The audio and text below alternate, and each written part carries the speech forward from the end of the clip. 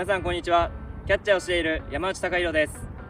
今回はコメントの中で多かったキャッチャーについて自分が答えていきます。その中でも多かったスローイング、フレーミング、配球のこの3つについて答えていきたいと思います。それではどうぞ。スローイングについて僕の考えていることなんですけど、ポイントは2つあって、コントロールと足の運びです。足の運びについてなんですけど、自分はあまりステップしないことが多くて、右足にこう溜めてる時間にランナーを見ながら投げてます。肩が強いっていうのもあるんですけど、右足に乗せてランナーを見ながらランナーに合わせてショートにも合わせて投げてます。ボールがそれてしまった時は自分もステップするんですけど、基本的に自分は右足に溜める形のノーステップで投げています。2つ目のコントロールについてなんですけど、コントロールについては自分がセカンド送球をするときに一番練習した部分になります。コントロールを磨くので大事なのはやはり投げ込みでセカンドに守備の人についてもらって1日何球も投げてました。取ってから早くっていうのもあるんですけど、最初から取ってから早くっていうのは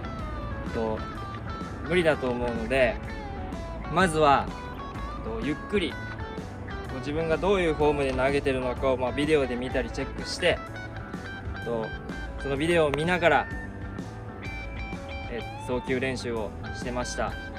で、回数をこなしていって動きも速めていってセカンドベースの手前の一塁側の角とショートの膝の高さ、その範囲で投げれるように努力しました。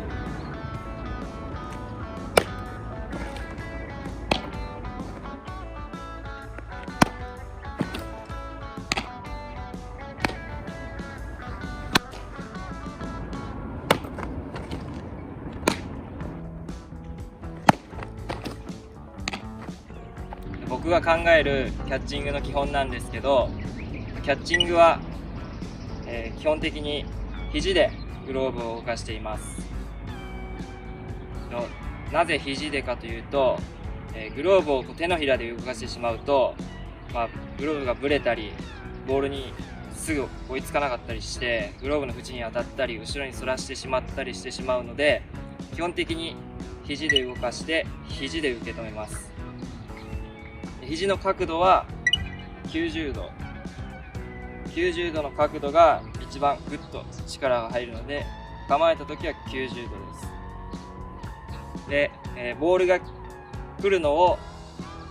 ミットで取りに行くのではなくて、ボールがミットに入ってくるという感覚で自分は取ってます。どうしてかというと、手のひらで掴みに行ったり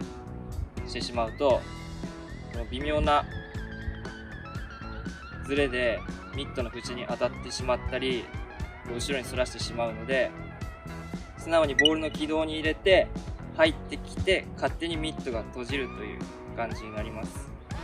で、キャッチングでグローブを動かしたり動かさなかったりっていうのはあると思うんですけど、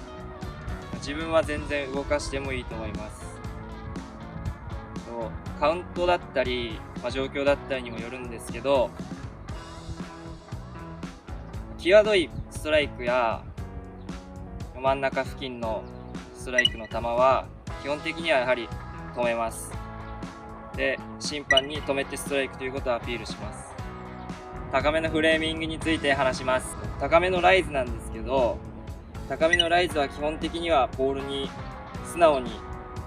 ャッチングします。浮いてきたボールをここで止める。無理やりこうやって上からかぶせていくのではなくて、高めは素直にここで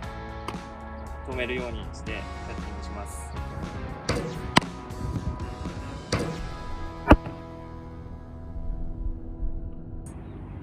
高めのドロップについてなんですけど、高めのドロップ自体あまり要求することがないと思うので、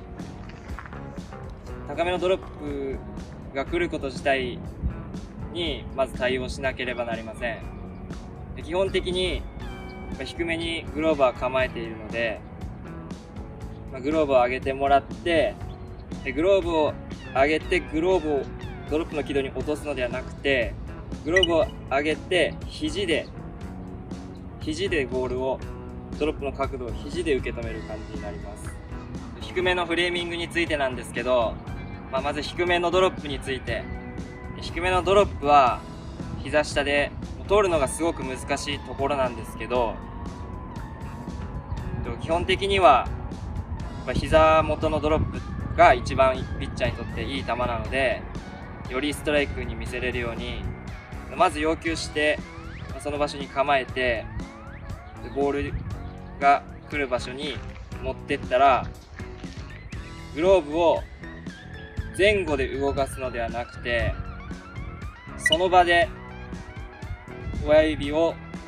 上に持っていきます。ダメなのは親指を前に出してしまう。そうすると肘が前後でブレてしまうと力が全然入らなくなったり、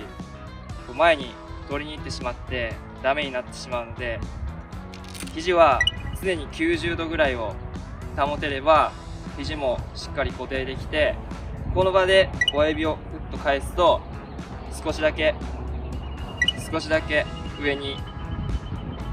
上のコースで見せれることができるので、ストライクと言われる場合も多くなると思います。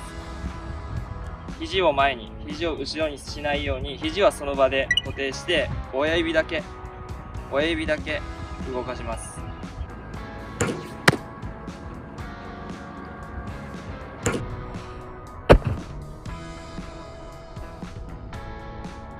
低めのライズなんですけども、低めのライズはライズが前から来た時にキャッチャーから見ると、低めのライズは下から浮いてくるように見えると思うんですけども、高めと同様で低めのライズも逆らいません。低めのライズが来たら軌道にグローブを合わせるだけです。低めだからといって無理やり上げたり、無理やり上から抑えに行ったりというのはなくて、ライズは一球一球上がり幅も違いますし、少し高さが上がるだけですごく上がったりするので、ライズは基本的にはボールの軌道に素直に入れることだけを意識した方がいいと思います。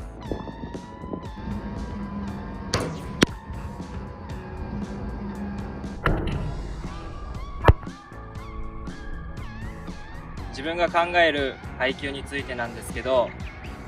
基本的には1ストライク1ボールになるようにカウントを作ります。最初にストライクが取れた場合は際どい球で、ボールになってもいいかなという感じで、最初ボール球で入ってしまったら、次の球はストライクが取れるような球種でストライクを取りに行きます。配球はもう全て時と場合によって変わってくると思うんですけど、その日のピッチャーの状態であったり、ピッチャーの得意球であったりを考えながら組み立てていくんですけど、その最初に1ストライク1ボールを取るまでに相手のバッターの狙ってる球や、一番自分が見つけようとしているところはやはり苦手なコースを1ストライク1ボールの間に探っています。その間に苦手なコースを見つけることができたときは、フィニッシュをそこで持っていけるように組み立てて、違うコースで様子を見ながら勝負球はそのコースで取れるように組み立てています。それができなかった場合は、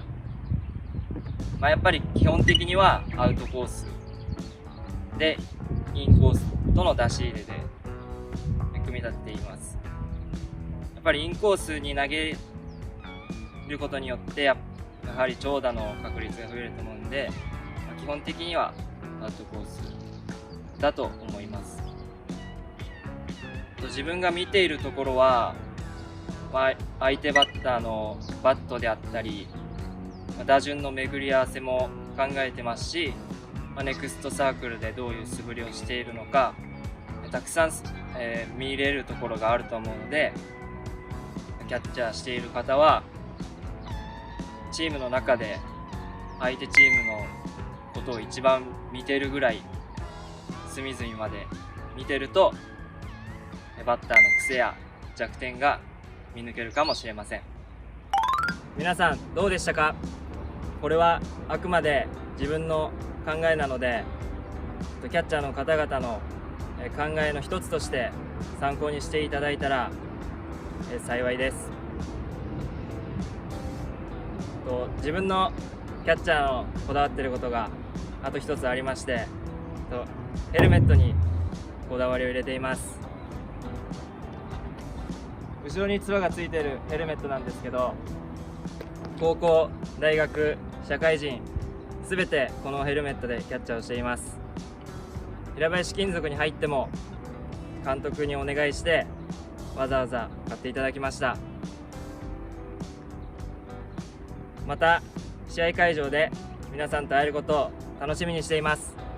高評価とチャンネル登録よろしくお願いします。